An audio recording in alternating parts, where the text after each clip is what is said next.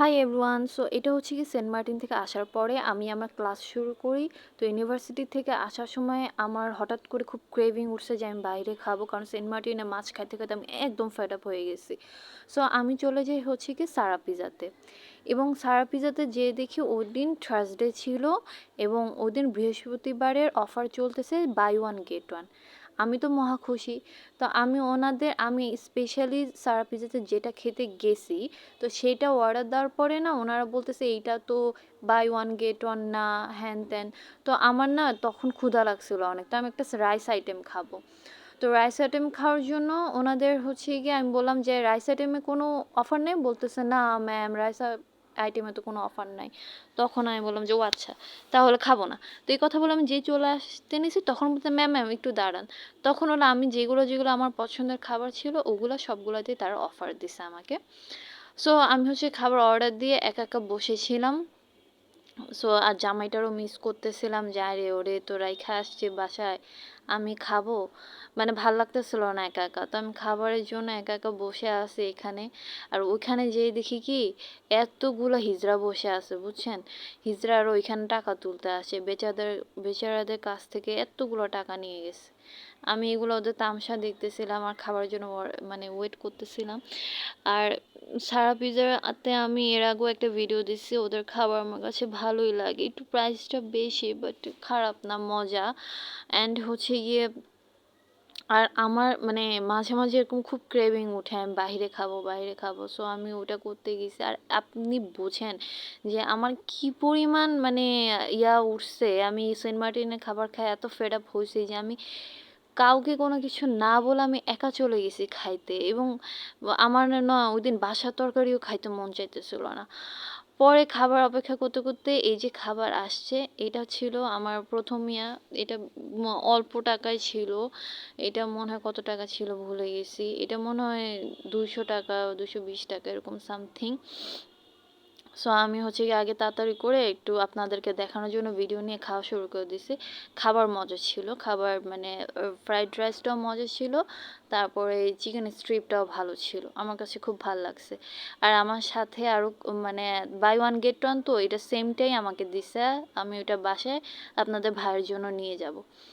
So এখন হচ্ছে গিয়ে এমন একটা অবস্থা, আমি না মানে কাউকে বলে আসি নাই, মানে আমার একটা চোর চোর ফিল হইতেছিল যে আমি কাউরে কোনো কিছু জানে আনি নেই, খাবার নিয়ে আমি বাসায় ঢুকবো কেমনে, কি বলবো। আমার শাশুড়ি তো বাসায় ঢুকলে খাবার সাদা শুরু করবে, এই যে খাবা না খাবা না।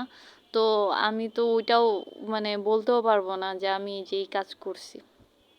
তো খাবারের চেহারা ভালোই ছিল, চিকেনগুলো ভিতরে যথেষ্ট জুসি।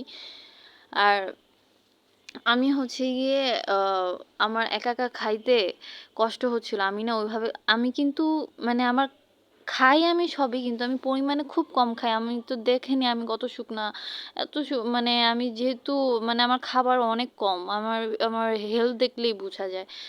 পরে হচ্ছে গিয়ে আমি না খাইতে খাইতে খাইতে পারতেছিলাম না। আর আপনাদের ভাইয়াকে অনেক মিস করতেছিলাম যে ও থাকলে তো ওরে ঠুসায় ঠুসায় আমি খাওয়াইতে পারতাম। আমি এইটাই করি, আমি বাইরে গেলে যখন কোনো কিছু খাইতে পারি না ওরে ঠুসায় ঠুসায় খাওয়াই। আর বিয়ের পরে দেখা গেছে আমি যা তাই রইছি আর সে মোটা হয়ে গেছে। এই হচ্ছে গিয়ে আমাদের অবস্থা।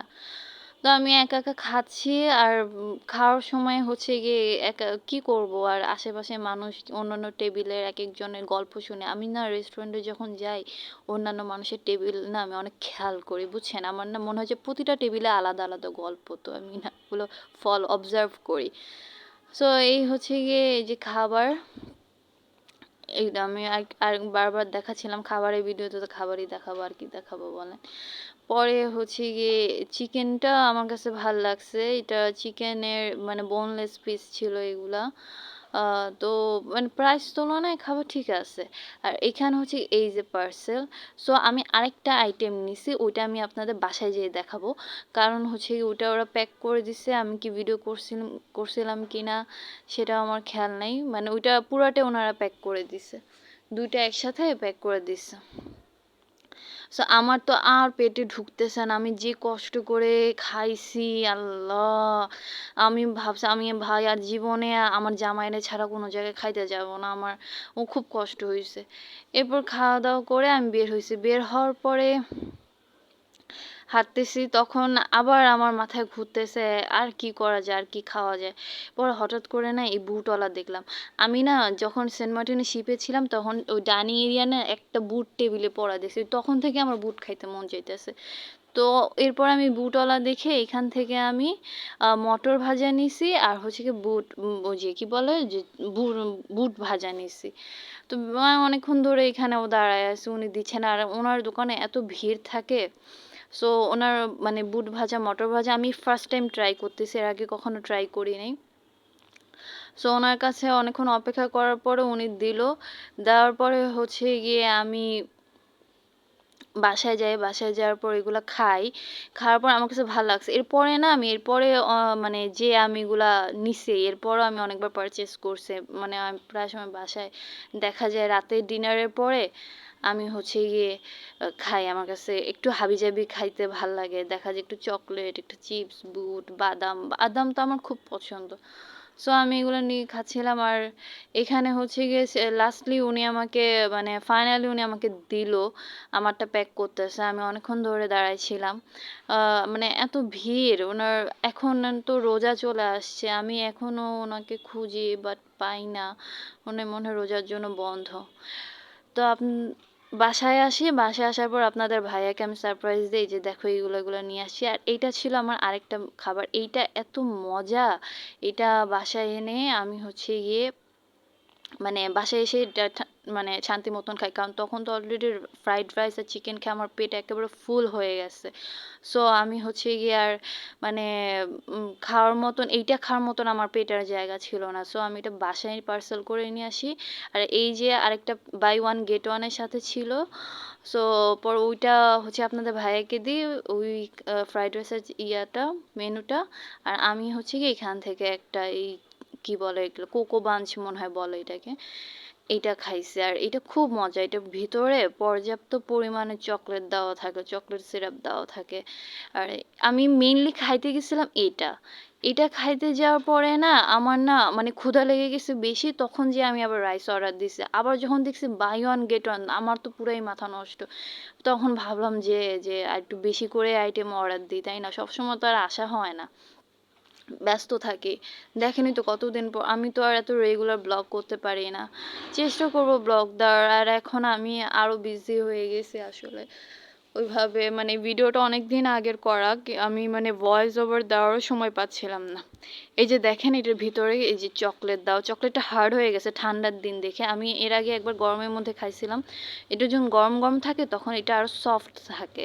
এটা তখন ঠান্ডার দিন একটু হার্ড হয়ে গেছে, গরম গরম খালি এটা অনেক সফট থাকে আর খাইতে খুব মজা লাগে। মানে এটা খাইতে আমার খুব মজা লাগে, এটা আমি বারবার খাবো আর সামনে আরো খাবো। আপনাদের ভিডিও দিবনি যদি ভিডিও করা হয়। সো এইটাই হচ্ছে গিয়ে আমার সারা পিজার লাস্ট এক্সপিরিয়েন্স। সো আপনারাও চাইলে সারা পিজা থার্সডে যাইতে পারেন, এরকম আমার মতন surprise buy one get one পেয়ে যেতে পারেন। আমি জানি না সবসময় দেয় কি না, বাট আমি ওদিন পাইছি। প্রতি থার্সডেতেই দেয় কিনা তা জানি না, আমি আই এম নট শিওর। আমি আবার থার্সডে একদিন যাব, যে দেখবো পাই কিনা। সো আমি ব্লগ আবার নেক্সট ব্লগে দেখা হবে। অনেক দিন মানে আমি তো ওভাবে রেগুলার ব্লগ করতে পারি না। আর আপনারা প্লিজ চ্যানেলটা সাবস্ক্রাইব করে দিবেন। আর যা চ্যানেল সাবস্ক্রাইব করলে হয় কি আমার না একটা ইন্সপিরেশন জাগে যে হ্যাঁ আমি আরও ভিডিও বানাবো। সো মানে ভিডিও বানানোর জন্য মানে আগ্রহটা বেশি জাগে ভিডিও আপলোড করার জন্য। সো আপনারা প্লিজ চ্যানেলটা সাবস্ক্রাইব করবেন। And thanks for watching. Tata.